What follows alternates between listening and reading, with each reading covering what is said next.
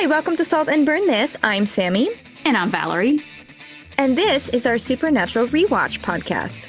Each week, we're going to break down an episode in order with lots of details, so nothing's left out. And we throw in some personal nuggets and stories and research to mix it up just a little bit. Because not only are we fans of the show, but like Sam and Dean, we've also had our fill of road trips. Yeah, but for theater, not for hunting ghosts and demons. And not in a super sexy muscle car. Anyway, shall we? We shall.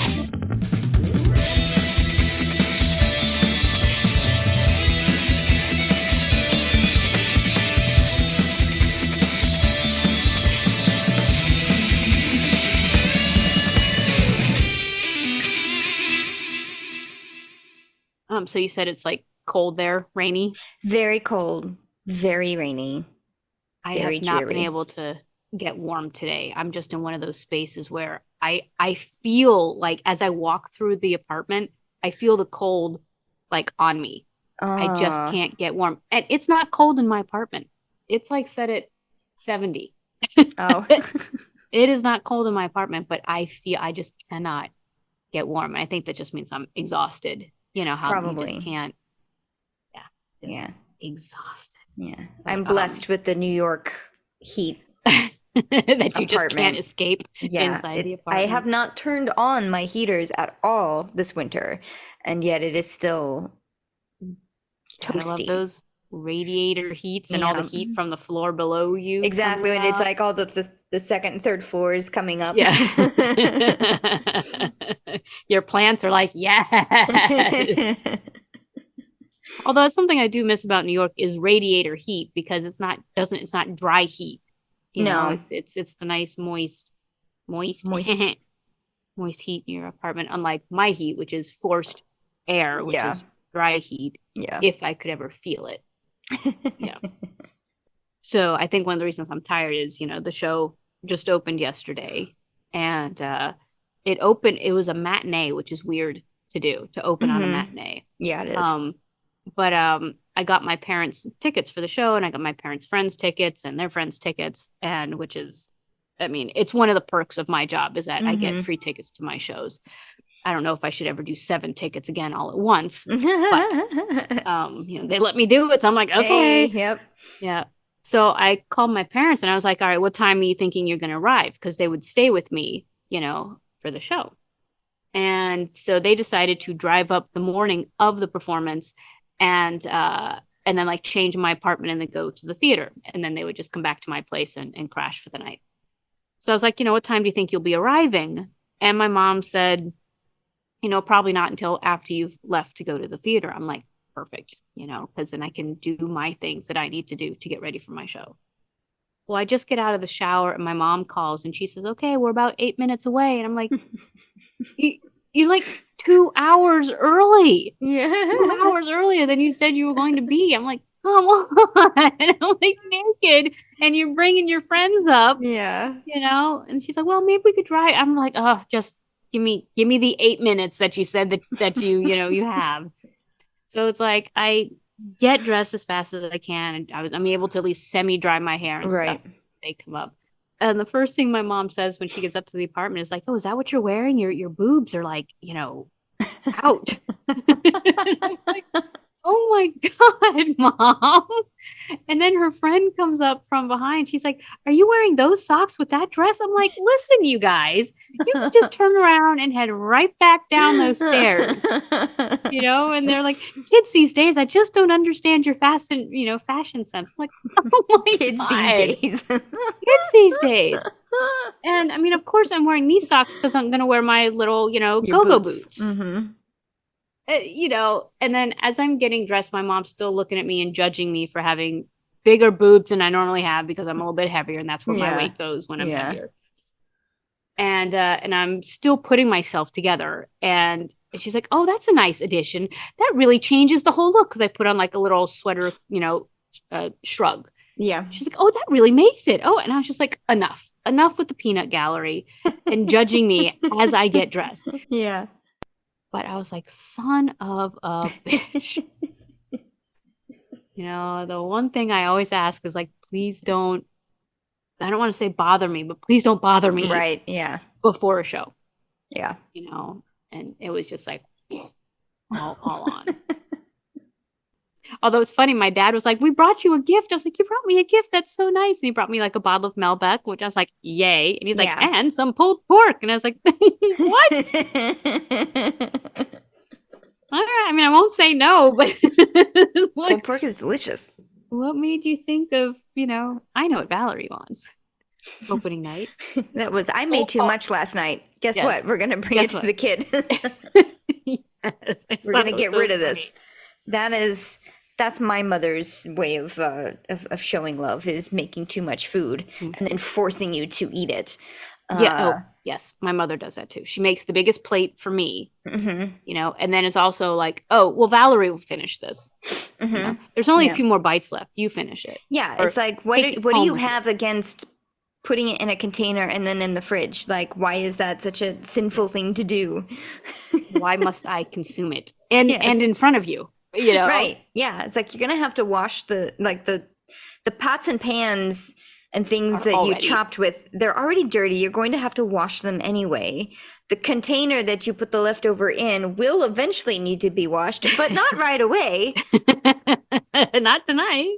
Yeah, no, I think that just comes with the contract. I think Because my so. grandmother did the same thing. So did mine. Um, my mom also she mailed me a couple of gifts that I couldn't take on the plane with me. Like I got a brand Oh, new Leatherman because the last one that I had got taken away on the got plane. Um, airport. and like, yeah. And then just a couple other like heavier liquid things that I didn't want to risk. But in that, she also packed away like a tin of first a bag of pecans, plain pecans, because they grow them there in Oklahoma. They have like tons of pecan, Oh, farms, I guess, or orchards. I don't know what you would call it, a nut producing space, but orchard. I don't know. But anyway, pecans. They make pecans there, and they are delicious because they're fresh from a tree. So she gave me a bag of pecans and then a tin of pecan treats, like so one like a popcorn tin, but it's a pecan tin, it's got Oh different my flavors of things. gosh! Not Like, as big. No, no, oh, no, no, no. okay, A short flat okay. one, but it was like segmented like The that. So divided one. Okay. yes. So there was like some cinnamon covered ones. There were some, With like cocoa powder ones. yeah, cocoa powder ones, chocolate covered ones, and then some kind of butterfingery kind of toffee. Oh I my don't know what it was. gosh! And then a bag of, I mean, this is the simplest Christmas treat that she makes, but it's just the pretzels that you dip in the bark, like you melt down chocolate Oh, bark oh, or oh. white chocolate bark, Mhm. and then you just like dip pretzels in it, so then they become chocolate covered pretzels. Covered. But there's something about them that's just, it's crack. Uh, Especially the ones that she gets, they're the peanut butter filled little pretzel Oh, the puffs. nibs or whatever. Yeah, yeah. Yes, she Mhm. dips those in chocolate. So then they become chocolate covered, Salty, crunchy, pretzely. peanut buttery. I'm Sorry. sure you could buy them that way, but there's just something like you cannot stop, It could be the crack. eating them. It And I'm could be like, oh my the God, crack. I just escaped this when I was at home. Like all I was doing was eating these Eating. covered pretzels and the millions of other cookies that she was making then and she desserts mailed that it she to was you. making every day. And finally, I was like, okay, I'm done. I gotta stop gaining so much freaking weight. And then they Mhm. followed me. That's amazing. I can just picture your mom kind of being like, the wringing of the hands, like, It's also I was like, oh, I gotta get rid of all of this stuff.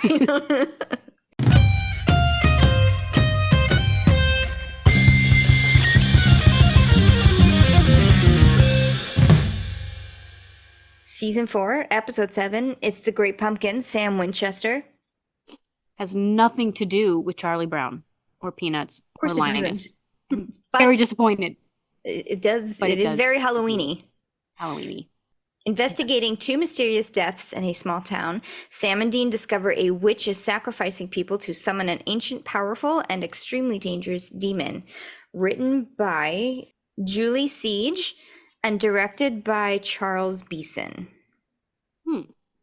I don't recognize the writer's name.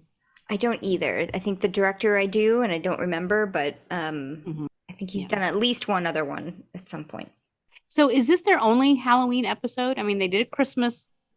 They've done a couple of Christmas themed episodes. No, they did one Christmas theme episode. One Christmas theme episode. And this is one Halloween themed. Correct. So thus far, like up to season 4, this has been the only Halloween theme, because Christmas was last season, right? Yeah. Yeah. Okay.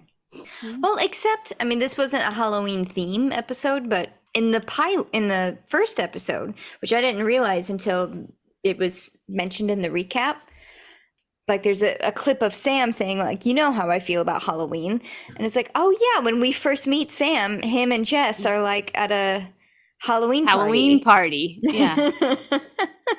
But that was it. It wasn't a Halloween theme. But it did set the mood for the series in general, which it's spooky things and ghosts and whatnot. Yes. So the recap, they went back to their like long recaps. Like this was almost a road so far type of thing. Kind of.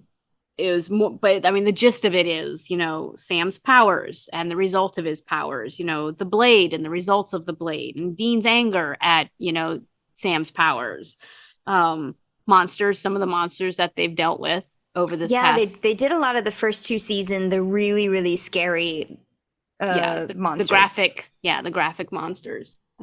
And then there was also the Castiel and the threats to Dean. So it's like, okay, we're gonna see Castiel, we're gonna see monsters. Yeah. We're gonna hear about the blade, and we're gonna hear about Sam's powers. Yeah. Cass also mentioned something about the seals, the 66 seals. So that's gonna come back after it's been a few episodes since it was brought up or mentioned. Yeah, I mean they mentioned Lilith like either last episode or the episode before, but it wasn't, you know, about the seals. Right, Lilith it was the apocalypse. That's what it was. They were talking about the apocalypse. It was apocalypse, but and then also Lilith showed up as in his hallucination. But then the seals thing was talked about when the first seal was broken, which was when all of the ghosts of the past kept coming up and giving them guilt trips, which was like the second episode or something. Yeah, that was a while ago. Wow, they've been battling some demons. So the now that we're in the now, it's the Chiron says 2 days before Halloween. We see people are outside decorating, last minute decorations for Halloween. I thought it was funny that the one thing they focused on was somebody decorating a skeleton coming out of the grave. A little foreshadowing there. And there's a mom who's like rushing home with the, last minute pumpkin and a last minute like jumbo box of Halloween candy. And, rushes into the home and is like, hey, honey, dad is there feeding the baby some disgusting orange mush. She puts the candy in the cupboard. And of course, the husband's like, hey, candy. Yeah, and she does the old, hand slappy away. No, it's for the kids. You can have some after Halloween. And of course, dad's like, boo. Yeah. And then takes his chance when she grabs the baby for a bath and says, okay, meet me up there. And he's like, okay, I'll be right up. Right up. Sneaky sneak. Sneaky sneak. Gotta have that piece of candy. Because what's one piece of candy, right? Yeah, out of that one giant container of candy. And unfortunately, it is a piece of candy that turns out to be the death of him. He eats it immediately. There's something wrong. His eyes pop and it's like, oh no, something's wrong. And he reaches into his mouth and he cuts himself on something in his mouth.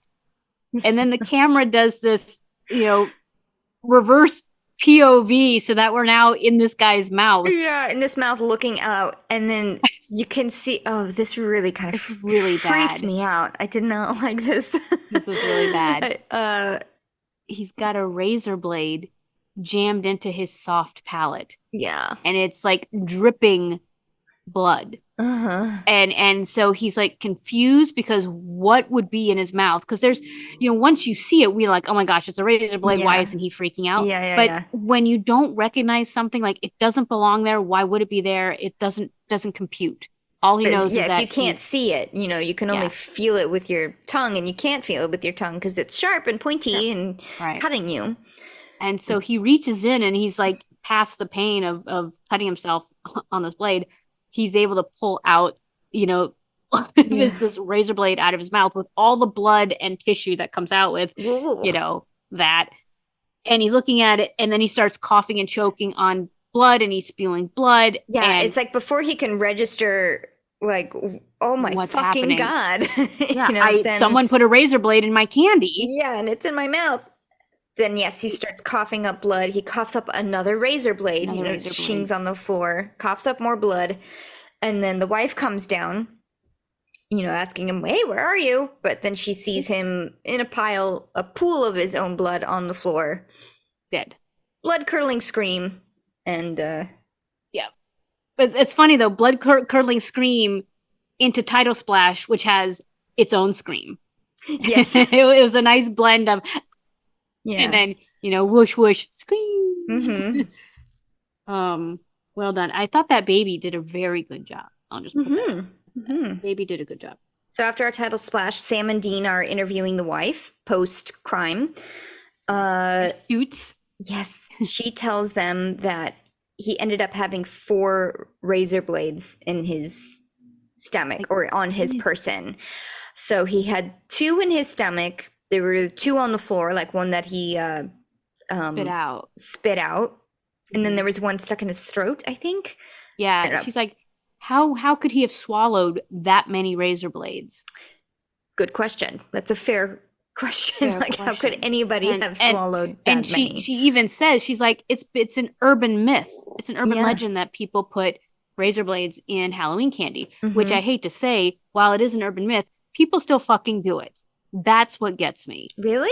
Yes. I've people never heard still of do it like actually happening before. Yeah, that's why you should only eat like, wrapped candy, sealed wrapped candy. Don't eat homemade.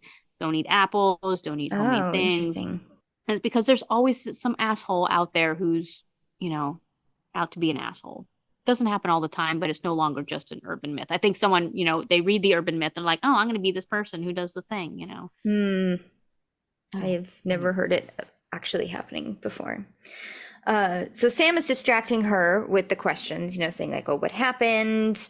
Tell us more details, please. Dean is looking around the house. She's kind of catching him, saying like, okay, he wasn't anywhere near the oven. Yeah, why are you? There's no candy in the oven. Yeah. What are you looking for? And then like Sam turns into like bedside Sam, and I was like, yay, it's bedside Sam. He's like, well, is there any reason, why this would have happened, or could you think of that?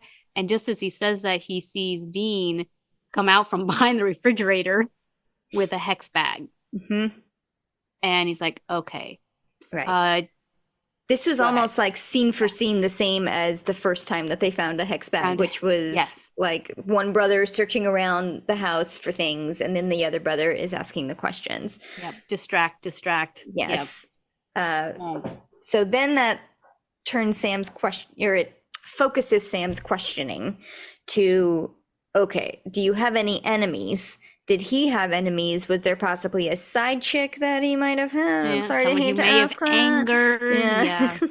I liked this wife. I liked her because not only was she was pissed, she was upset, but she was also mad and she was also smart. She's like, hey, again, nothing in the oven. Why are you guys, snooping around? Yeah. My husband never would have cheated.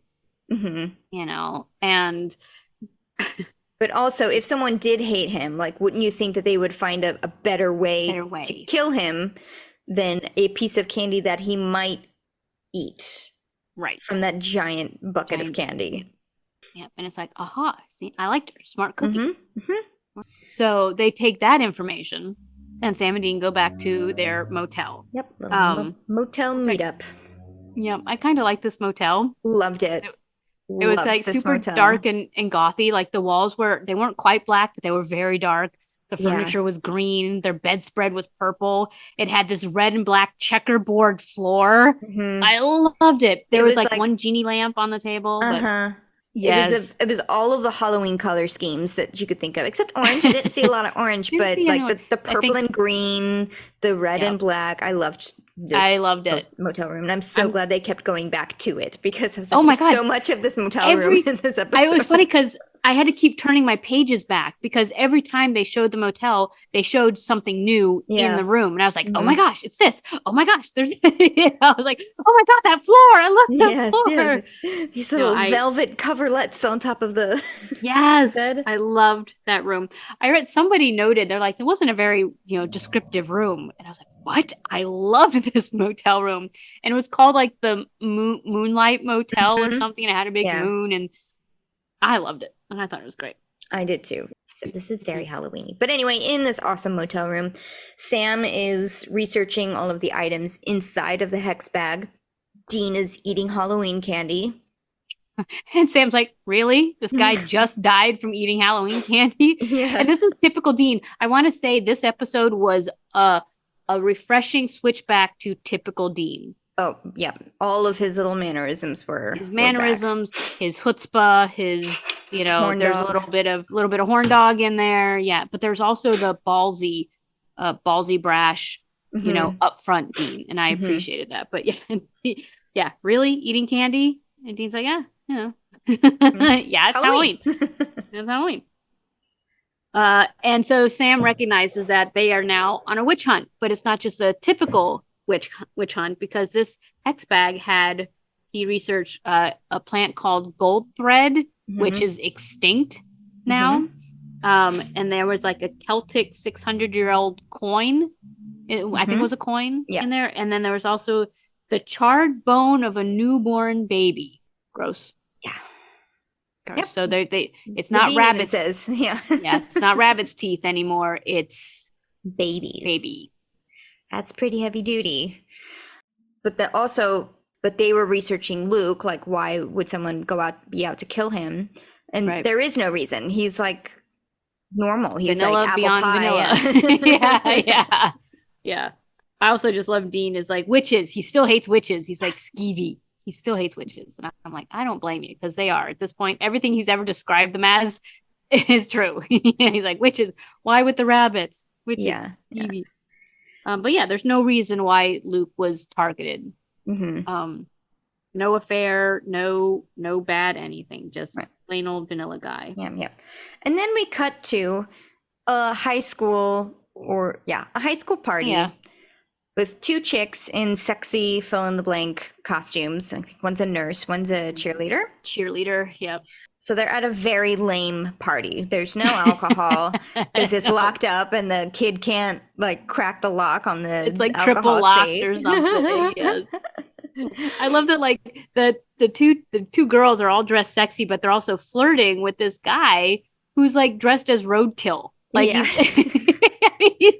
so like once again the girls all get dressed up, the guys just throw on a dirty hoodie and jeans with a tire mark on it, Yeah. and that's their Halloween costume, and still gets the cute girls to flirt with him. Yeah. Okay, so at this party, which is so lame, that there is a bobbing for apples tub, which I was like, everyone's complaining about it, he is complaining that it's lame. Why was it there in the first place? His party, right? Right. But But it's like a tub made for bobbing for apples, which Yeah. means he went out and got this specifically for bobbing for apples, which by the way would never fly right now because of COVID. But oh, right. that's all. Germs. You're like mouth open in a big Yeah. tub of water. That Yeah, yeah. now that I think about it, gross. You're all Yep. tonguing the same apple. Yeah. I know the things that you used to do, and then thinking of it And now, think about it now. in like today's lens, you're like, oh god, Oh, yeah. because I have bobbed for apples before. And it is kind of fun, but Mhm. Yep. yeah, gross. Yeah, gross. Anyway, so the blonde cheerleader, is like, oh, I want to do this, Mhm. trying to impress the roadkill guy. Brunette nurse is like, that's dumb. But when Miss Blondie cheerleader like kneels down Pulls it. and like bends over to the tub and her the tiniest skirt that's ever existed, lifts up. Yep. Okay, roadkill guy is convinced. Yeah. Oh, all right. And not only that, but she's able to get an apple. Yeah, And then really like, you know, fast. comes out of the tub all wet and takes a Mhm. really sexy bite out of her apple. She's like, ta-da. So yeah, so brunette nursey girl is like, I want to do it. Yeah, I she's can be not about to be sexy. one-upped. So she bends down, assumes the exact same position with the same results. For the most part, With the skirt, yeah. yes, the skirt and you know, sexy butt, and Yeah. she goes in, but she cannot grab an apple. She is down there, she's hunting, she's rooting, and just not able to get an apple. When she goes to like come up for more air, suddenly she can't. There's something holding her down. And of course, now she's struggling, and everyone outside of the tub is like, wow, she can hold her breath for a long time. She's really going for it. But now she's struggling. There's something that's not allowing her to come up for air. And then not only that, now the water starts boiling. Yeah. So bubbles are thrown up in her face. She's screaming in the water, and now her friends are like, oh my God, there's something wrong. Yeah. They go to try to pull her out, and they can't physically pull her out either. Yeah. Yeah, this was really scary because then the camera again goes into a POV from the tub, and you see her struggling to like get her head out, and then when it starts boiling, then her face and her hands start turning red and she's screaming in the water. Underwater. Yep. Yep. And she's not released until she's dead. Yeah. When she dies, that's when suddenly her friends can pull her out, and they pull her out of the water, and of course her face is blistered and red, and she is long dead. Yeah, fuck. Yet another like really messed up way to die. Way to go. Like both of these things, the razor blades in the mouth, and then boiled alive while drowning. Yes. Yeah. They were very visceral, and it was like, oh God, you could imagine yourself being put in that. Oh, I hold my breath anytime there's any type of water scenes. I hold my breath. Like when back in when Dean dives into that lake to save the little boy. Yeah. And they couldn't find him. I was holding my breath like the entire time. So Sam and Dean arrive as the FBI in their suits at the after party here. Dean sees sexy, distraught cheerleader. And he's like, volunteers. He's like, I got this. I'm going to go question her. And Sam, of course, has the words of advice, jailbait. Good call, Sam. Yeah. Yep. Yeah, this kind of grossed me out because I was like, oh my God, she's supposed to be like 16 or 17. Mm-hmm. Yeah. Ew. And Dean too far. Too far. Yeah, corn doggy. Yeah. Yep. So Agent Seeger takes over the questioning of the cop that's already there, and he tries to link Luke Wallace with this incident somehow. It's like, oh, do you know somebody named Luke? Because he also died, and while he's doing the questioning now, Sam is the one doing the search around, and he finds the hex bag inside of that nice groovy 70s sofa. Yes. But cheerleader chick says, no, I don't know any Luke. So back at the motel, Dean is still eating candy and Sam is still researching. I loved this. Dean's workstation at the motel is very much like my workstation at the theater. Covered in candy wrappers, food, coffee, and booze. If you were to see my station after opening night, it's not that I'm sitting there drinking per se, but there are, gifts given for opening night. But yes, and whatever food is available at that moment, I will have eaten and just left on my desk. So I was like, hey, that looks just like my desk. My desk at the theater. Right. So they find out that blonde cheerleader named Tracy is also, the nurse. The nurse is also squeaky clean. Nothing really much up with her. No reason for her to, get payback. And then Sam says, you know what? I don't think that this is revenge spell work. I think it's just regular spell, like it's sacrificial spell and not, leading spell up to work. something. Yeah. It's not because of a grudge of any kind. Right. And so he reads about this one spell that says it takes 3 blood sacrifices in 3 days. And the last one would be on Halloween, which happens to be on the Celtic calendar, it's the final harvest. Which the final harvest day is October 31st. Which is like the day where it goes from light days to dark days. So it's like supposed to like signify the end of summer and then into winter. Yeah. So it sounds like they're summoning a demon, and they call him Samhain. Now, he's Celtic, and the Celtic community kind of was like, please, his name is Samhain. That's how you pronounce the name, is Samhain. Or I did not know that's how you pronounced it. Yes. So there was a bit of some murmurs. They're like, if you're gonna use a Celtic demon, could you please? Well, he's not a demon. Name. Is the thing. If you're gonna use the festival, the Samhain festival, then call it what it. I don't think I've ever heard it called that. I've only heard Samhain. Samhain. Oh, yeah. I hate to say it, but like Google pronounce. When you do the robot lady. Yep, it's Samhain. Yep. So I thought that was kind of funny. Dean still is not overly impressed with all of this information. He's like, yeah, so what? Halloween. And Sam's like, it's Halloween. It is the demon of Halloween. Like, this is why Halloween is. Yeah. Because of, it is not only the demon, he's like, the damn demon of Halloween. This is why Halloween exists. Because of this guy. So Dean listens a little bit. He's like, well, all right, maybe this is it. So Sam explains that, like what we just said, on Halloween, the barrier between the dead and the living world is the thinnest, which allows this demon to walk the earth, to come up from the dark world into our world. And legend has it that people would wear masks to disguise themselves from them. They would leave out sweets to distract him. But then there's also the people who carve pumpkins to worship him. And I had this thought, I'm like, what kind of demon would be like out there demoning and then be like, ooh, milk duds? It's like, I don't, it's like, hold that thought. There's candy.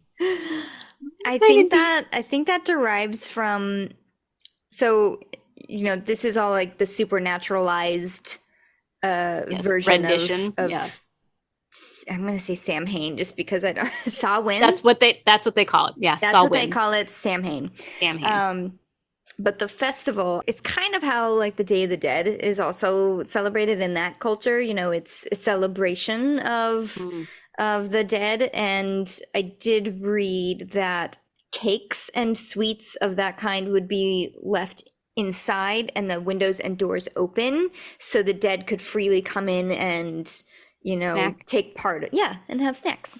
Well, see, I like that idea. Yeah. But that's the idea of like your dead relatives coming to like come back and say hi type of thing. As opposed to a demon who's out there torturing you and dismembering you, but stopping for a Tootsie Pop. Right. And then, unless it's like, here's candy at our house, please leave us alone since we left you candy. Right. But again, a demon with a sweet tooth. That's what I think is so. For me, it's the candy aspect of it. Anyway, this particular big bad demon cannot be raised. It's like this ritual can only be performed once every 600 years. Guess what? This is the end of the 600 years that this can happen. All the stars are aligned or whatever the fuck it's supposed I want to know who sets the dates. Who says it can only be every 600 years, Like if I were the demon, I'd be raising my hand going, no, wait, is that negotiable? Right. Do I have to wait every 600 years? Could we reduce that just a little bit? Once he is raised, he can then raise almost literal hell. Like he can raise the dead. He can raise like all of the big bad things that they usually fight, but just like all in one place, which ghosts, zombies, leprechauns, everything awful, all in one place. Because Dean, once again, is being Dean. Yeah. He's like, ooh, ghosts, that'd be bad. Zombies, yeah, that'd be bad. Leprechauns, they got the little hands, they're scary.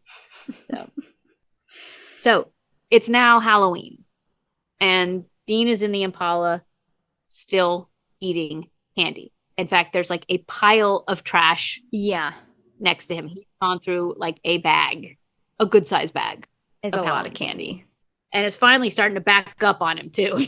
Yeah. He's starting to feel it. But he's watching Luke's house because there's a connection. You know, there has to be a connection between these two people. And what would that connection be? And Dean sees finally cheerleader chick, the one who said that she'd never heard of Luke, walk right up their front door, ring the doorbell, and she's the babysitter. I just want to point out that mannequin thing on the front porch of their house, like a ring style man. I was like, that was scary. Oh, I did you not notice? Did not notice.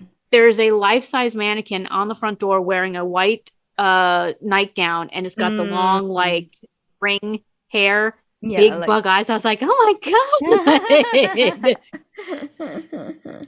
So that was pretty I would have been, I don't know if I would have rang that doorbell. That's right. If I was trick-or-treating, I'd be like, no thanks. You can keep your candy with the razor blades. Yep. I did like when he was on the phone with Sam, they're just talking and he's like, oh my god, my stomach is starting to hurt like a son of a bitch. No, Sam, I mean son of a bitch, because he sees the baby, the baby. It was the play of words there. The like, oh, the son of a bitch. No, I mean son of a bitch. Yeah, Sam's like, stop being such a wimp. Yep. So back at the motel, Sam is still researching. Dean is daydreaming about being a hot cheerleader. Because like they mentioned, like, what would you come back as if you were a 600-year-old demon? Wouldn't you want to come back as a hot cheerleader? Sexy cheerleader. And he's, so he goes into this little reverie. I'm like, is he thinking about being a cheerleader? Or is he just thinking about... It sounded like he was doing. I'd like to come back as a hot cheerleader, which I thought was pretty. But Sam has figured out that this cheerleader chick got in trouble at school with one of her teachers. She got into like a physical fight with one of her teachers. So, they head off to the high school. Yep. To investigate. And it's where things take a semi-serious turn, because you see Dean walks into the art room, but he's looking at this one mask and it starts to kind of like scream, but it's the screams of his memories of hell. It's like that hell screaming. And then just then Sam walks in and is like, hey, bring back memories, dot. Yeah. And of course, Sam is talking about high school and teenage angst. And, and Dean, of course, was thinking about hell, which clearly he is remembering. Yes. And then walks in Dawn, the art teacher, who, don't call him Mr. Whatever, call him Don. Even the kids call me Don. And Dean's like, I get it. You're everybody's buddy. Yeah. We get it. You're that teacher. Although I did think it was funny. Go ahead. The kid with the, I think it's the same kid, roadkill guy. Trying to put a giant ceramic bong into a kiln. Which is so many questions about that. A, it's too big. B, really? Ceramic? You're trying to... Ceramic. Dude, now this was college. But I took a ceramics class. No one tried to make a bong or anything out of clay. I don't think for lack of trying. I think for like practicality. The teacher probably would have caught it. I mean, I don't see a reason why a bong couldn't be made out of ceramic. I think for me, it was just because it was so tall and big, skinny. and I think that was the pothead in him that didn't measure before. It's like, I'm just gonna make the tallest on this bong. I'm gonna do it at school. It's gonna be awesome. Yes, but in college, one of the colleges I went to, I took a glass blowing class. It's one of the very few in the country that actually has a glass blowing studio within the college. Like, you can major in glass blowing. This is in Kansas. Yeah, it was super cool. But the teacher did mention, it's like, no, I see glass pipes and bongs in their kiln. It's more of a cooling kiln in a glass. Right, because you forge it in fire. Yes. But it has to be a controlled cool down. So, but he'll like open it up, and then he's like, no, people definitely try. They try to make pipes and bongs in here. Right. I just throw them away. I'm sorry, you can't do this here. You can't do that. when you graduate, do whatever you want, but Right. In your own glass Yeah. blowing, Yeah. studio. So it happens. Did you try to make one? I did not. No, I did not. It's more for advanced glass blowers. I didn't get that far. But back to Bong Kid. Again, Dean is like, oh yeah, I remember that. So was Dean just like a huge pothead in high school? Is that what's going on? Because he connected with Andy, like Right. pothead Andy in the van. I don't know if I would say not a pothead, but definitely not immune Right. to, because I don't think his dad would have allowed it. You know what I mean? Yeah. I don't think he wouldn't have been, he's too astute, I think, given what pot does to your reflexes Reaction. and your reaction. Yes, exactly. I think he is not a pot virgin, but I don't think he had. He may have had a secret bong always somewhere, like, but maybe. Like maybe he's just like, I But wish I whenever a could pothead have. comes around, yeah, he's just like, yeah, dude. Connection. Yeah. I mean, granted, there probably weren't a lot of rules surrounding, Yeah. his If growing dad up, was but gone for a long time, when he was just like Exactly. left in motel rooms. Yeah, so I don't think dad would have allowed Yeah. it, wouldn't have allowed the lifestyle. Would have loved to have known. But now they are agents Getty and Lee. Is it right? Yeah, Geddy Lee, the lead singer of Rush. That's the first time I've seen them like switch in mid episode their aliases. Yeah. But yeah, so they start questioning cool teacher Don about this interaction that he had with Tracy. And he's like, yeah, she almost tore my eyes out. It was really physical. And it was because I was trying to tell her she needed to tone down her art projects, which she was apparently doing really violent illustrations of death and murder, a lot of chaotic symbols that, looked like they could have been satanic, or, he didn't know what they were. And Sam pulls out that coin, that Celtic coin that he found. He's like, did it look like this? And Don's like, yeah, it could have looked something like that, aha, okay. So here's our witch. Yeah, he gave them a lot of clues. Yeah, because she was like, she drew herself depicted like as participating in all of this murder and stuff. She's an emancipated teen. She has her own apartment. Her, no parents. She's violent. She's disturbed. So we need to go find Tracy. Her apartment. Yep. So after looking for her and not finding her, the boys go back to the motel. As they're reconnoitering, they're talking outside their hotel room, and this little kid in an astronaut costume walks up. He's like, trick or treat. It's the middle of the day, and they're at a motel, and Dean's like, dude, no trick or treat. This is a motel. And the kid's like, you should have candy. Yeah, that's no Dean's excuse. like, no. Yeah, Dean's like, no, there's no candy. And again, they do this the POV with the camera. They put the camera inside the kid's helmet. So, and then Dean leans in towards the camera and he's like, no candy, kid. It looks like you should probably, lay off it anyway. Because the kid was he was just a little chunky, but he wasn't like, he was just a kid.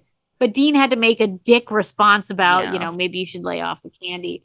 But it was just cute that the camera was inside that helmet because it sounded like Dean was in a fishbowl. And the kid gives him this squint-eyed, a stink eye to the extreme. And then bumps Dean as he walks by, gives him the shoulder, this little kid. And Dean's like, what the hell? And the kid kind of, stomps off. Yeah. No candy. Not pleased. I would say astronaut was not. Oh, and actually it's Sam who says, actually, we do have candy. Yeah. And Dean's like, no, we don't. Nope. Not used anymore. To. Not anymore. Not again. Which I thought was funny that Sam was ready to give him candy. But yeah. Okay. So they walk into the motel room. Sam is on guard immediately because there is somebody in there, but it's Cass. It's Cass. And then we realize, Sam hasn't met Cass yet. Right. And Dean's like, who are you? I mean, Sam's like, who are you? What are you doing in here? And Dean comes in. He's like, it's cool. That's Castiel, the angel. Yeah. And immediately Sam goes into, oh my gosh, it's, oh, what an honor to meet you.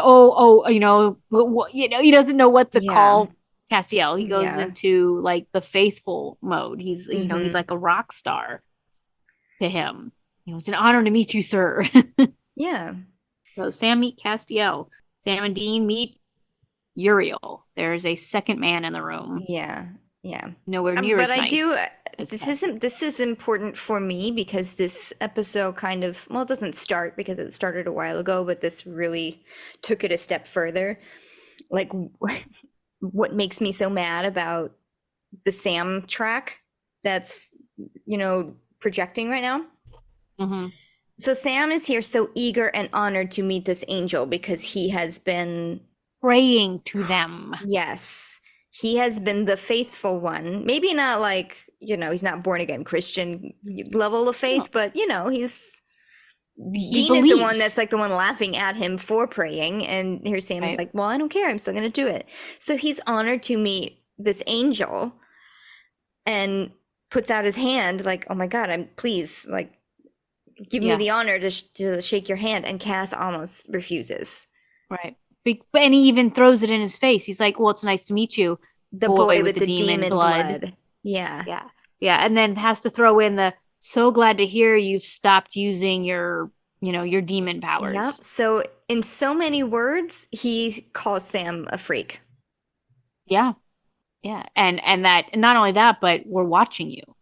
We've seen the things you've done. Yeah. And you just see the Sam's crestfallen, and you can see it. Uh-huh. It's a kid meeting his idol and finding out that his idol is, a raging alcoholic and a drunk. Yeah. I mean, that's the same thing, but just a jerk. Mm-hmm. Exactly. And, never meet your heroes. But it also turns out that these two angels know all about the witch. Mm-hmm. And they know all about the coming of this Sam Hain.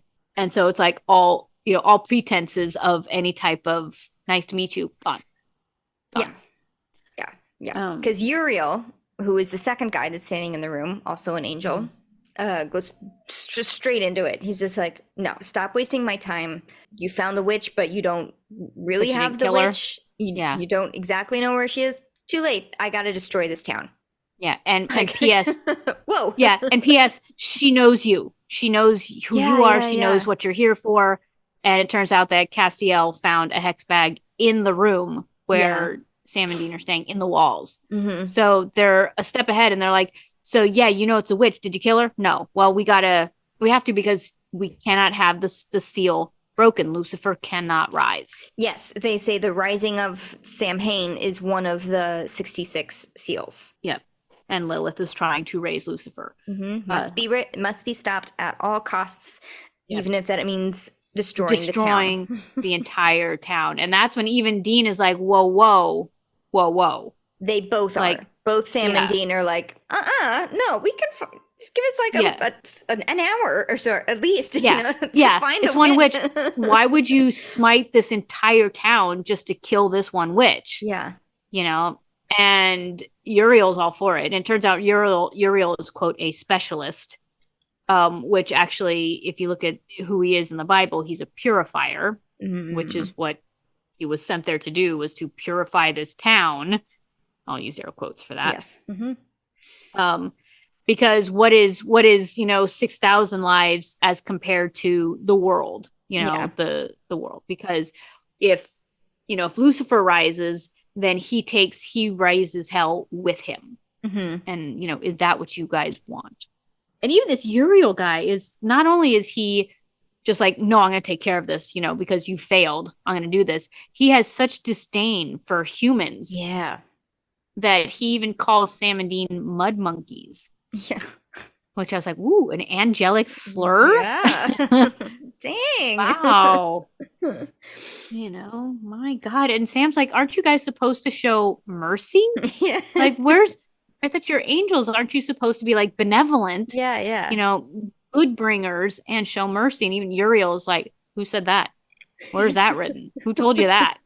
It's like, damn, if they don't even abide by the rules that are, given to us, But this next scene coming up, I loved because this was 100% pure Dean monologue because he steps up to Uriel, who is showing them nothing but disrespect. And, look, let's just clean out this town and let's go.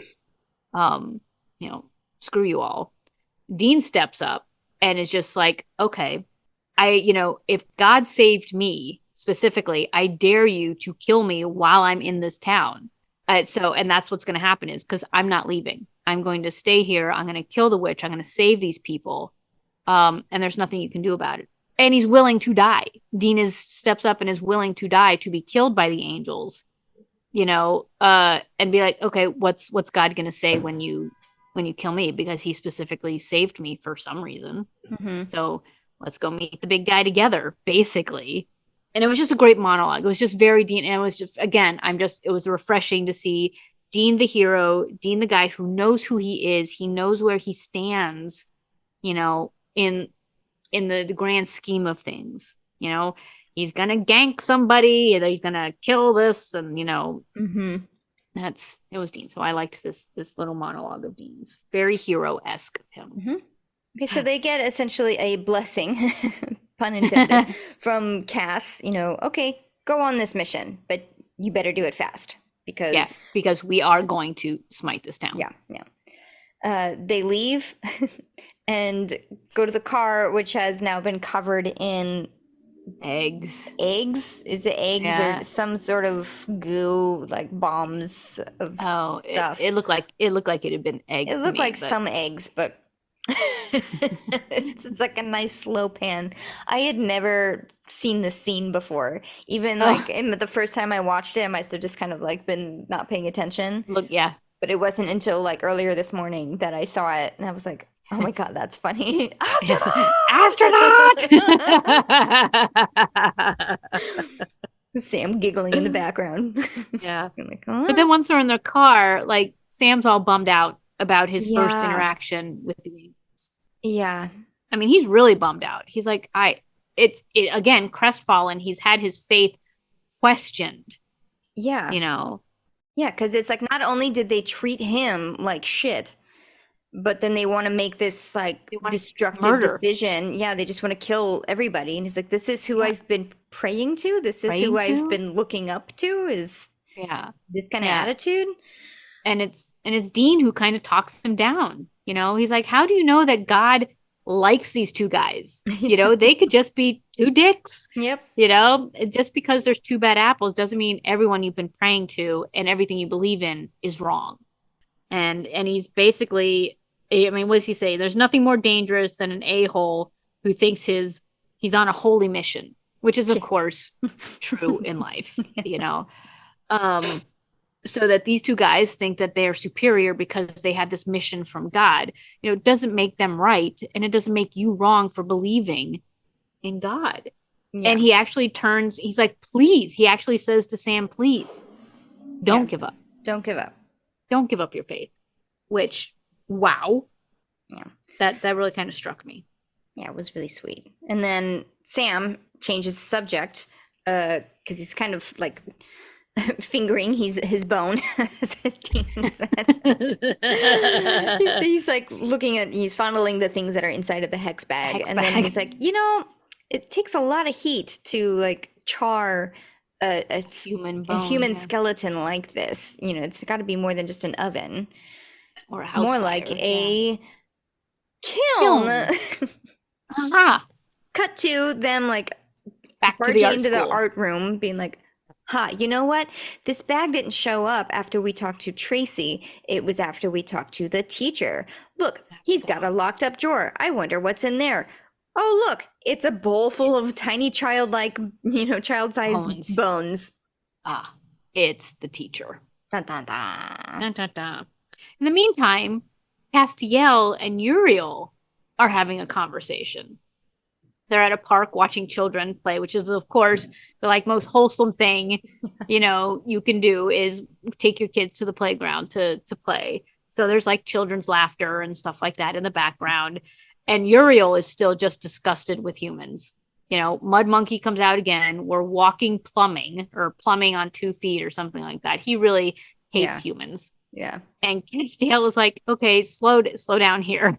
You know, you are treading on blasphemy. You know, Hmm. these are God's creation. These are Father's creations, and He loves them, and you should too. And by the way, smiting this town is not our mission. That is Yeah. not what we're actually here for. Yeah. We Are you have willing to go true against? orders. Yeah, are you willing to go against God for this? What is You know, that? dun dun dun. So next thing we see in a basement somewhere of like a really spooky house that all the kids are skipping in their trick-or-treating path. Tracy is suspended from the ceiling while Dawn, the teacher, is chanting and doing spell work, over an altar of Altar with a evil pentagram things. and Yeah. skulls and a goat head and Yeah. anything stereotypically Yeah. satanic. Yeah. Mm-hmm. Mm-hmm. There's this weird like supernatural speed up with the Yeah. camera as he turns away from the altar and towards Tracy. So clearly he is some sort of supernatural Yeah. being, which I was like, was that necessary? It Meh. wasn't. It wasn't because it didn't there were no other We cool camera angles like that in the rest of the episode. Right. It just Yeah, came it's out like of nowhere. It was out of just like, nowhere. And we okay, already knew that he was potentially the bad you're right. guy in Yeah. this. Yeah. So, but anyway, he does this little zippy zip turn, Uh-huh. walks towards, Tracy with her arms suspended. He's got a pretty, scary looking knife. Has to like drag it across her chest and kind of draw on her with it to tease her. And then as he goes, he like raises up the knife to like plunge it into her, and then blam blam, he's shot from behind by Sam and Dean, Yeah. who have magically Hooray. appeared. Just in Hooray! Yes, time. the hero show up, shoot the guy in the back, boom, he falls dead. Yep. And They untie Tracy and she's like, "Oh my God, he was about to kill me." And he was doing the incantation totally wrong. wrong. It was sloppy, What? and She's a part of what? it. She's a part of it. I did think it was funny that Sam like checked the pulse of the guy they just killed by like pressing on his chin. I was like, nope, no pulse there, definitely dead. But yeah, so Tracy's a witch. Dun dun dun. And she does the whole witches. they were both witches. And she like mind blasts, does the whole throw the hand and psh, Sam and Dean go flying. Except they Yep. don't go flying up against the wall and are held there. They're thrown to the ground and now they're like writhing in pain, like their stomachs are like Yes. I called it ripped their guts because it just was like, it just Yeah, looked like it they was were very like if there are any Potterheads out there, very much like the Cruciatus curse, which is like the torture curse. Like you say this curse, and then it's just they never really say what happens. It's just you feel like all of the pain all at once, all like at once. in your Okay. body. And in fact, people have gone like mad. Because of the pain. Yes, like if it's done too much, then like Ooh. there are characters in there that are like in a mental institution because Jesus. it broke them, Right. Well, Anyway, so that's kind of what was happening. If you're a bad cramps, that'll do that to yes, you. yes, exactly. And Yeah, their so the guys are on the and their ground. weapons Yes. get knocked out of their hands. So this is remember in that commentary episode when Kripke was like this, like he admittedly does this all the time, where it's like Knocks their weapons out of the their boys hands. come in and they save the day, and then somebody else bad comes in and they get knocked out. Yeah. So I kind of want to track how often that happens. At least twice. I mean, at least twice now. At least twice. I just find it funny that the creator of the show is like, I know I has do to- this stupid thing all the time, but Has to admit it. I gotta Yep. do But it. we watched it. We watched it Yeah. happen, and we're just still watching the show. Yeah. So Tracy then picks up the knife that, her brother tried to kill her with, because Yeah. it turns out he is her brother, and stabs some of his gunshot wounds and is now like siphoning blood from his body into a cup with Yeah. the knife, like Yeah. scraping blood. It was really gross. While describing how tedious it was to have him as a brother, because it did Yeah. take two of them to get this far. He couldn't just do it alone. And she's like, I'm so glad you guys actually killed him with a bullet. Who would have thought that? Yes, because she You know? was supposed to be the final sacrifice for this ritual, but But hey, I'm glad he's dead. Yep. So she takes his blood and goes back to the altar that her brother was at and proceeds to start chanting and incantating herself. And her Latin does sound pretty good. Mm-hmm. As she's got her back to them and is chanting, Sam wipes his hand in dead Don's blood and smears it on his face. Mm-hmm. And Dean's like, what the hell are you doing? Yeah. And Sam's like, just do it. Yeah, follow my lead. Gross. And he smears Dean's face all over with blood, and then they go lay down to play dead. Behind Tracy, we see a plume of demon smoke escape from a crack that appeared in the floor. Broke open. Mm-hmm. Yeah. And now there's this giant wall of demon smoke that is thrusting upward, and then it pours itself into dead Dawn. And Dawn rises from the dead. Yeah. And Sam Hain has not black eyes, not red eyes, not white eyes, kind of like smoky, an icy blue, but you still see the pupils also. So he's kind of a very unique demon. Kind of cataract-y. Yeah. Which is funny because he actually can't see. Yeah. Not very well, at least. He's not blind, but he has terrible vision. Terrible vision. Anytime they do a POV shot of him looking, it's blurry. Yeah. Everything he sees is blurry. Yeah. Which could explain the masks that people could wear and not be recognized by him as human. A little bit, but also, because then Tracy approaches him, they approach each other lovingly, and he says something like, you got old, and she's like, oh, I can't fool you with this face that I have. You can see right through me. 600 years. Yeah. Yes. Your beauty escapes time, and then cracks her neck. Yeah. Yeah, you look old. Snap your neck. Yeah. Whore. Yeah. Done with her. She played her role. That was it. Yeah. Yeah. So this is the blurry vision. It was a cool, I get what they were trying to go for, but when he was looking at her, granted, we saw her face clear. Yeah, but she was still standing with her back to him, and so he couldn't really see her very clearly. I don't know if that's because it was her back was to him. I don't know. They never really made a good example of when somebody was looking at him without a mask on to see what the difference would be between a maskless mask face. Or unmasked. Yes. Right. Well, except when he had her face in his hands, where the camera was looking directly at her face, because he says, you look old, and we look into her face, and of course she's this stunning 17-year-old, so but it wasn't through. I don't think it was through his eyeballs. It was his eyes. I don't think it was, because I feel like if it were through his eyes, then we would have seen her old face. Right. I don't know. Regardless. It was still kind of neat the way that they approached that, because then after he snaps her neck, he turns around and he sees the two boys on the ground. Yep. And they are faking dead. Yep. Which you would think, he can see, past, death, right? Fake things. Yeah. But he can't. He just walks on by. Now they're dead on the ground with blood on their face, but they're blurry, or they're double vision. You couldn't quite see that they were. You couldn't quite see their faces. Yeah. Yeah. So he's like, meh, all right. So off he goes, which I thought is funny because you hear Sam and Dean hear a door open and close. I'm like, again, a demon. Just rose from the dead, but I have to open this door. And he closes it behind him, and off he goes into the night on Halloween. And Dean, of course, is like, what the hell? Yeah. What's that? Like, oh, phew, it worked. Yeah, I took a chance. Wearing a mask. Get it? Wear a mask. Yeah. Dean's like, what? Didn't know this would work. Yeah. So off he goes. Demon is now walking the streets on Halloween, which is perfect because he's a blood-soaked demon and nobody can tell.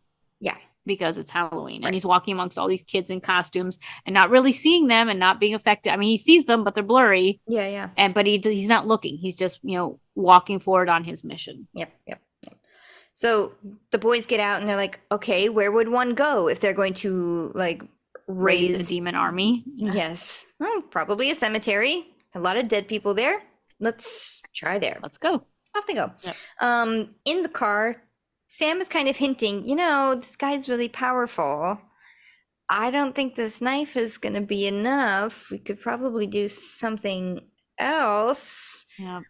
And Dean is like, no, Nope, nope, nope, nope, nope, nope. the blade is the way. We're going to do it the blade way. Yes. And then takes a step further and says, please. He does say please. Yes. Please don't use your powers. Yeah. But I do appreciate how Sam was like kind of fighting his logic there. He's like, okay, the angels are the ones that said that the knife would work, but they haven't really been right. Like, why are you believing the angels in this? Now. Yeah. And not with anything else. Right. But Dean says, please. Yes. And that's the end of the conversation. Yep. Sam takes a knife. So at the cemetery, in a crypt, roadkill guy is partying with some of his hot friends. Mm-hmm. Once again, all the women in skimpy costumes, the guys in like Spartan costumes, and he's still roadkill guy. But anyway, so they're partying in the crypt, which is gross. But when Teacher Dawn shows up, sees all these, youth in the crypt, and just like takes the gates and locks them in. Yeah. and walks kids, away. Yeah, just seeing their, like, oh, hey, it's Dawn. Hey, what's going on? Dawn. And they just kind of sit there and watch him lock the gate and walk away. They're like, hey, Dawn. And then they go like rattle the gate. They're like, hey, Dawn. Yeah, you locked us in, Dawn. And then after he walks away, then all of the tomb doors on the wall start shaking, start cracking, they start falling off. This was very Haunted Mansion. This was very Disney. Haunted Mansion. I mean, I kind of rolled my eyes at this, but okay. So scary moment. They're inside a crypt, and now things are starting to happen inside the crypt. And the doors pops off this one, and roadkill guy gets grabbed by a zombie and dragged back inside the wall of crypts and exploded? Yeah, immediately followed by the most ridiculous blood splatter. It just kind of kept going. Like it kind of spurted a couple of times. Like it went and then it did it again. Yeah. I was like, did he just squeeze him? Yeah. They just popped poor, roadkill guy. And finally these drunk kids in the crypt are like, yeah, this isn't good, and they all run to the gate and they're like, let's all type of thing. It's funny that if you look at all the kids, some of them are still holding their drinks. It's like now would be a good time to put the drink down. I mean, if you're drunk or he was stoned, right? Because he just said, yes, that's right. He's like tripping balls. Yes, he sobered up pretty quick though. Yeah. Oh, not soon enough. Poor roadkill. I know. He just wanted to make a bong in ceramics class. Right? He got a lot of mileage out of that costume, though. He did. So yeah, boys come in just in time. Dean stays to save the kids, blasts a hole in the gate and tells them all to run away. Run. Yeah. And he's stuck in this crypt room where then zombies literally start just falling out of their tombs. And he's like, bring it on. Yeah. Because Sam has now run off to go get Sam Hain. Mm-hmm. Yep. And he finds him. And Sam Hain turns around and tries the whole Lilith white light blasting. Yes. Sam called it the demon ray gun, which I really liked. the demon ray gun doesn't work on me. Yes. And it didn't. It was like, white light. I love that confidence of Sam being like, yeah, it's only ever happened once before, but it doesn't work on me. It doesn't work on me. Yeah, and he just keeps walking towards the demon. Yeah. I'm like, okay, yeah, so you won't get blasted, but now what? Yeah, but they start brawling. Yeah, they start to go, mano a mano, hand to hand fisticuffs, and it is uneven because Sam Hain is very strong, very powerful. Yes, and Sam starts losing. Yeah. Back in the zombie room, Dean has knocked out one after the other, after the other, after the other. He's got his silver stakes, and he just one for you and one for you. He's just driving these silver stakes into the hearts of the zombies. Now, if I remember right, those zombies had to be pinned into their coffins, right? They had to be pinned into their graves. That's what they did with the necromancy chick. Yeah. Mm-hmm. But maybe it's because they're still in the crypt. That counts as being pinned into their... it's hollowed ground or something. I don't quite know. But yeah, he's like, bring it on. I One forgot for you, that one for actually. you. I was kind of like interesting that he's not like bashing their heads, Yeah, like maybe it a was. traditional zombie thing. But yeah, you're probably right. As he was pinning them down, Yeah. tries to go after another one who's standing up right next to him. Oh, but that one's a ghost. It's a ghost because So it glitches, glitch, glitch, yes, glitch, glitch, and knocks him against the wall as yeah. well. He's like, okay, he's like, son of a bitch. So this is like a ghost zombie orgy or something like Orgy. that, right? Yes, he calls it an orgy. Leave He it to said, Dean. "Fuck it, we're burning the place down." Yeah, he's like, I'm taking you all down. That's Yeah. it. You're all gonna die. So Sam, who had been pinned up against the wall physically by the demon, like the guy's got his hand around Sam's throat. Sam manages to break free of that and takes that opportunity of the distance between them to now he does his own hand reach out. Not yet, not yet, not yet. He does get the knife out. He tries the knife. He has a hold of it, and he does make contact with Sam Hain's arm. It does damage, like it does like a fiery, like red spark thing, but not enough to really like distract him in any way. He's just kind of like, Right. ouch, Whatever. tis but Yeah. a flesh wound, and like knocks the knife away. And then when there's distance between them, because Sam does not have the knife, it's literally like on the like behind side of the Sam room. Hain now. Yeah. Then Sam pulls out his demon powers. Magic hand. Yeah. Yeah, but does the whole like as if to mind blast him, but he reaches out his hand and the demon lunges at him, but is like blocked. He suddenly finds himself like up against an invisible wall of Sam's powers. And seems a little shocked that he's being held up by this and keeps trying. It's like, the mime's like walking into the wind type of thing. There's a little bit of that, but he has this look of determination on his face that he is going to get Sam. Yes, it's like no mere mortal can stop me. How dare you? Yep. And Sam is struggling. I mean, but he's determined. The look on his face is, I will defeat you. Yeah. And as he's like got his hand reached out and he's struggling and pushing against the demon, you start to hear Sam's heartbeat beating, and it's loud, and it's as if he's like struggling physically. He's out of breath, but he's his determined. Nose is bleeding. He can seem like he's holding his head like, oh my God, I'm getting like a splitting headache. The pain, the sound that we're hearing is like that metallic sound again. And you start to see the black smoke start to kind of poof out of the knife wounds in was Sam such Hain. A cool effect. Yeah, like and the bullet holes demon, that are in the guy, the smoke, it's slowly starting to get exorcised out, but the demon is like pulling it back in. He's sucking it back in. Yeah. Yeah, but he's looking down like, oh, this but I never love that before. It came out of his bullet out holes. Of his I was like, ooh, cool. Yeah. And just then, how did Dean comes around like mid struggle, mid push, yeah.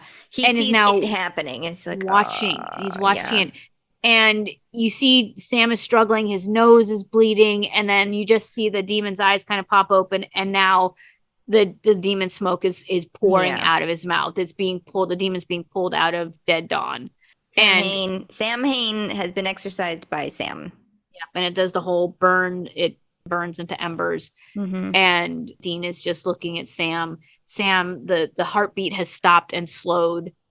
His nose has stopped bleeding, but he looks up at Dean, and Dean now has the same crestfallen, heartbroken look on his face.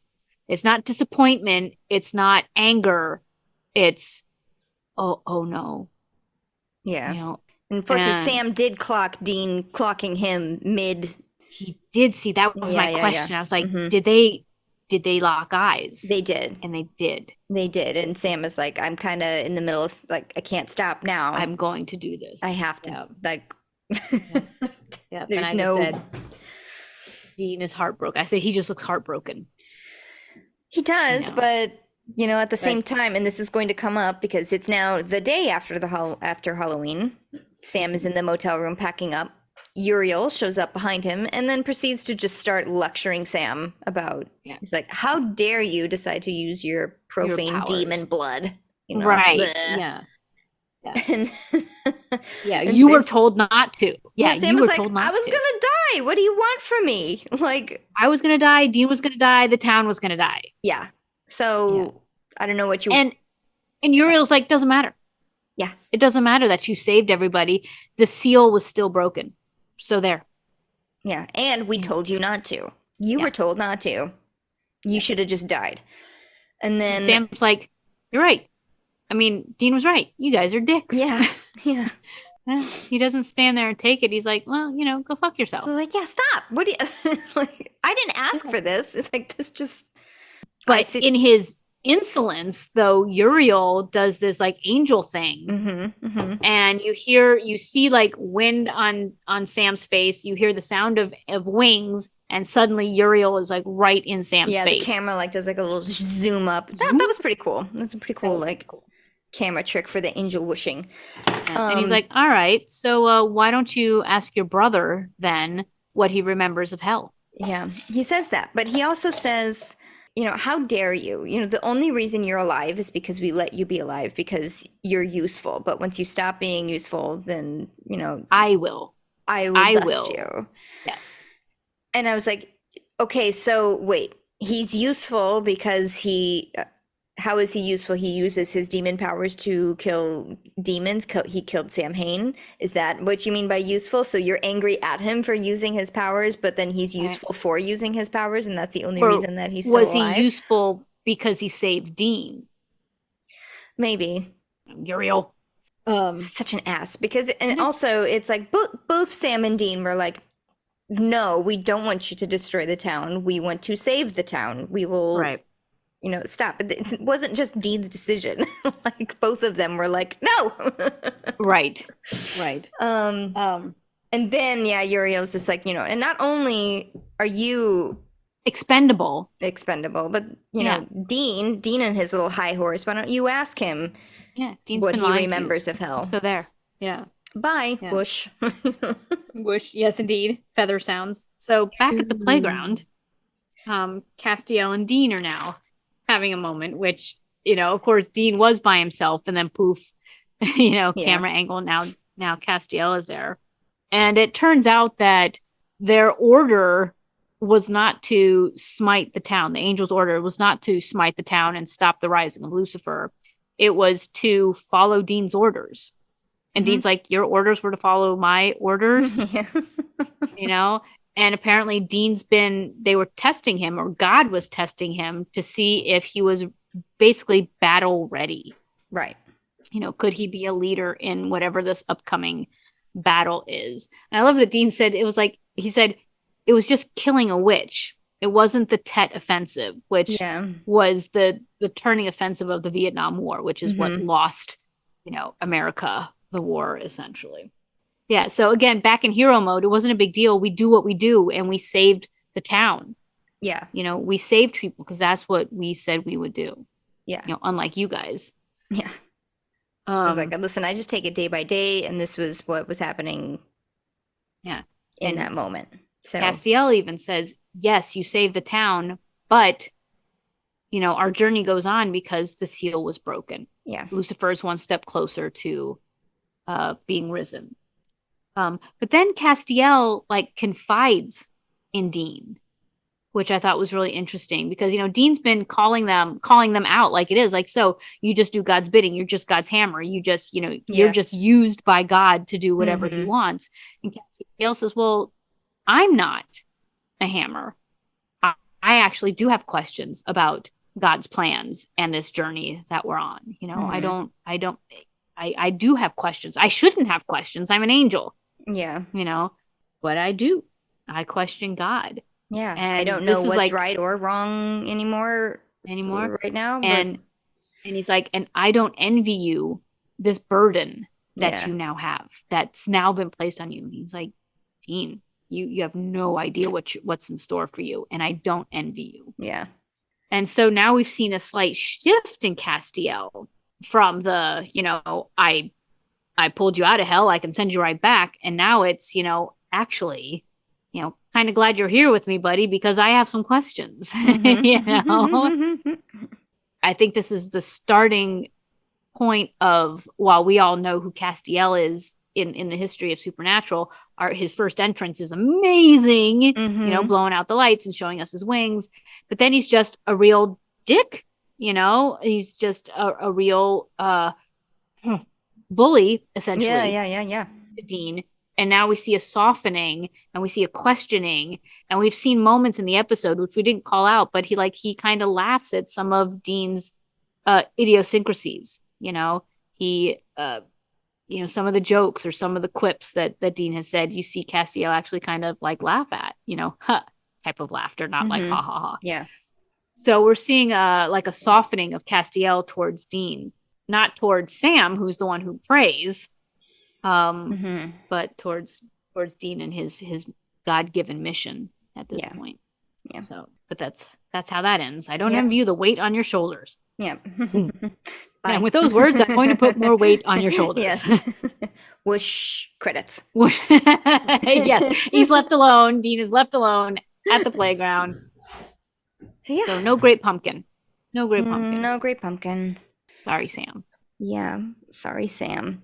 This episode made me so sad for Sam. It really did. Because he's just like put in the shittiest positions over and over again. Like met and then his hero criticized and for his reactions. Yeah. How do you? I mean, that's like somebody rescuing you from falling off a building, and then you get criticized for even being on the building at that moment, right? To save the day. It's like, what? Yeah. So what were you doing up there in the first place? Does it matter? Yeah, you were grounded. What are you doing up here? Yeah. Yes. Exactly. Exactly. I do want to know, technically, how they did the bloody nose effect, because usually they'll do like a tube. They'll run a tube down the side of their nose, and they'll do a side shot angle so you don't see, so it looks like there's blood coming out of the nose. But it was a straight on camera shot when his nose started the first like whoosh, gush. And I just want to know if he had a capsule up there or something that he had to like crush, and then I want to know how that seems unsafe, having a capsule in your nasal cavity that you could potentially inhale. Right. Well, I want to know how they did it, because it wasn't effects, it wasn't CG. So they could have had the tube still taped like on his face and like went up and then in, and then they CGI'd out the tube. The tube. Oh, maybe then they did a really good job, because it looked like his nose just started bleeding. Or they just like squeezed something like up there and then right away started filling. Yeah. Yeah. Which seems even less sanitary and safe than if he had just something he could, squeeze bulb. Jared. Yeah. If you're listening. Yeah. I'm sure it was really simple, but how did you do the bloody nose?